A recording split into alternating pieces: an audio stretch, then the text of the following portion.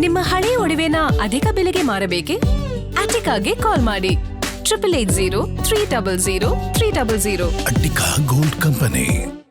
Renukaswamy murder ಕೇಸ್ನಲ್ಲಿ big update. ಸಾಕ್ಷಿಗಳಿಗೆ ಬೆದರಿಕೆ ಹಾಕ್ತಾ ಇದ್ದಾರಾ ಅಪರಿಚಿತರು? ಕೇಸ್ನ ಟ್ರಯಲ್ ವೇಳೆ ಸ್ಫೋಟಕ ಬೆಳವಣಿಗೆಯೊಂದು ಆಗಿದೆ. ಪ್ರಾಸಿಕ್ಯೂಷನ್ ಸಾಕ್ಷಿ ಓರ್ವರಿಗೆ ಅಪರಿಚಿತ ವ್ಯಕ್ತಿ ಕರೆಯನ್ನ ಮಾಡಿದ್ದಂತೆ. ವಾಟ್ಸ್ಆಪ್ ಮೂಲಕ ಕರೆ ಮಾಡಿ ಸಾಕ್ಷಿದಾರರಿಗೆ ಬೆದರಿಕೆಯನ್ನ ಹಾಕಿದಾರಂತೆ. ಕರೆ ಮಾಡಿ ನಾವು ಹೇಳಿದಂತೆ ಸಾಕ್ಷಿ ನುಡಿಬೇಕು ಅಂತ ಹೇಳಿ ಬೆದರಿಕೆಯನ್ನ ಹಾಕಿದಾರಂತೆ. ಆರೋಪಿಗಳನ್ನ ಗುರುತಿಸಲು ಆಗೋದಿಲ್ಲ ಅಂತ ಹೇಳು. ಬಾರ್ ಬಳಿ ಇರೋ ಸಿಸಿಟಿವಿಯನ್ನ ಪೊಲೀಸರು ಎತ್ಕೊಂಡು ಹೋದ್ರು. ಕಿಡ್ನಾಪ್ ಮಾಡಿದ ಆರೋಪಿಗಳನ್ನ ಗುರುತಿಸಲಾಗುವುದಿಲ್ಲ. ಪೊಲೀಸರ ಮಹಜರಿನಲ್ಲಿ ಏನಿದೆ ಅನ್ನೋದು ನನಗೆ ಗೊತ್ತಿಲ್ಲ. ಈ ರೀತಿಯಾಗಿ ಟ್ರಯಲ್ ವೇಳೆ ಸಾಕ್ಷಿ ಹೇಳುವಂತೆ ಬೆದರಿಕೆಯನ್ನ ಹಾಕಿದ್ದಾರೆ. ಇದರಿಂದ ನನಗೆ ಭಯ ಆಗ್ತಾ ಇದೆ. ಅನುಮಾನಾಸ್ಪದ ವ್ಯಕ್ತಿಗಳು ಓಡಾಡ್ತಾ ಇದ್ದಾರೆ.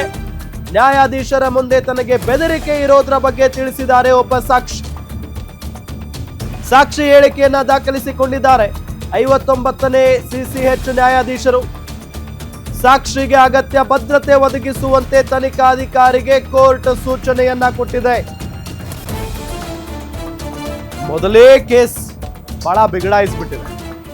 ಇವರು ಹೊರಗಡೆ ಬರ್ತಾರಾ ಇಲ್ವಾ ಅನ್ನೋ ಟೆನ್ಷನ್ ಅಲ್ಲಿ ಒಂದ್ ಕಡೆ ಫ್ಯಾಮಿಲಿ ಇದಾವೆ, ಅವ್ರ ಫ್ಯಾನ್ಸ್ ಇದ್ದಾರೆ. ಇದ್ರ ನಡುವೆ ಸಾಕ್ಷ್ಯ ನಾಶ ಮಾಡೋದಕ್ಕೂ ಕೂಡ ಹೊರಟಿದ್ದಾರೆ ಅನ್ನೋ ಆರೋಪ. ಈ ರೀತಿಯಾಗಿ ಆಗ್ಬಿಟ್ರೆ ಮುಗ್ದೇ ಹೋಯ್ತು. ಬಟ್ ಇದನ್ನ ದರ್ಶನ್ ಅವರೇ ಮಾಡಿಸಿದ್ದಾರೆ, ಅಲ್ಲಿರುವಂತ ಇನ್ನುಳಿದ ಆರೋಪಿಗಳು ಮಾಡಿಸಿದ್ದಾರೆ ಅಂತ ಅಲ್ಲ.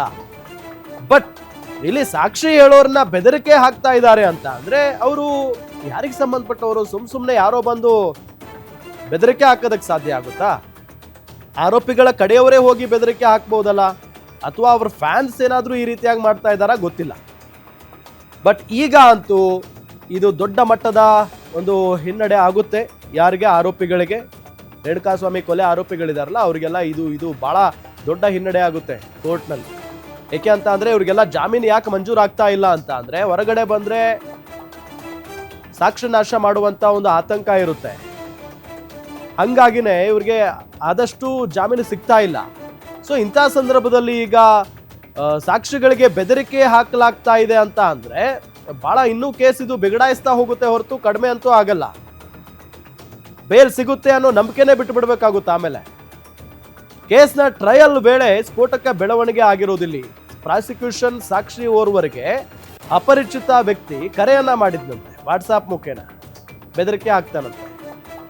ನಾವು ಹೇಳಿದ ಹಾಗೆ ಸಾಕ್ಷಿ ಹೇಳಬೇಕು, ನೀನು ಆರೋಪಿಗಳನ್ನ ಗುರುತಿಸೋದಕ್ಕಾಗೋದಿಲ್ಲ ಅಂತ ಹೇಳಬೇಕು. ಬಾರ್ ಬಳಿ ಇರೋ ಸಿಸಿಟಿವಿಯನ್ನ ಪೊಲೀಸರು ಎತ್ಕೊಂಡು ಹೋದ್ರು. ಕಿಡ್ನಾಪ್ ಮಾಡಿದ ಆರೋಪಿಗಳನ್ನ ಗುರುತಿಸೋದಕ್ಕೆ ನನ್ನಿಂದ ಆಗಲ್ಲ. ಪೊಲೀಸರ ಮಹಜರಿನಲ್ಲಿ ಏನಿದೆ ಅನ್ನೋದು ನನಗೆ ಗೊತ್ತಿಲ್ಲ.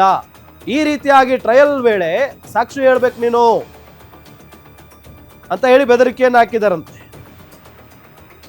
ಇದರಿಂದ ನನಗೆ ಭಯ ಆಗ್ತಾ ಇದೆ, ಅನುಮಾನಾಸ್ಪದ ವ್ಯಕ್ತಿಗಳು ಓಡಾಡ್ತಾ ಇದ್ದಾರೆ ಅಂತ ಹೇಳಿ ನ್ಯಾಯಾಧೀಶರ ಮುಂದೆ ಪಾಪ ಸಾಕ್ಷಿ ಹೇಳುವಂತ ವ್ಯಕ್ತಿ ಭಯ ಪಟ್ಕೊಂಡು ಹೇಳಿದಾರೆ ಅವರು. ಸೊ ಈ ಸಂದರ್ಭದಲ್ಲಿ 59ನೇ ಸಿಸಿಎಚ್ ನ್ಯಾಯಾಧೀಶರು ಸಾಕ್ಷಿ ಹೇಳಿಕೆಯನ್ನು ದಾಖಲಿಸಿಕೊಂಡಿದ್ದಾರೆ. ಜೊತೆಗೆ ಸಾಕ್ಷಿಗೆ ಅಗತ್ಯ ಭದ್ರತೆ ಒದಗಿಸುವಂತೆ ತನಿಖಾಧಿಕಾರಿಗೆ ಸೂಚನೆಯನ್ನ ಕೂಡ ಕೊಟ್ಟಿದ್ದಾರೆ.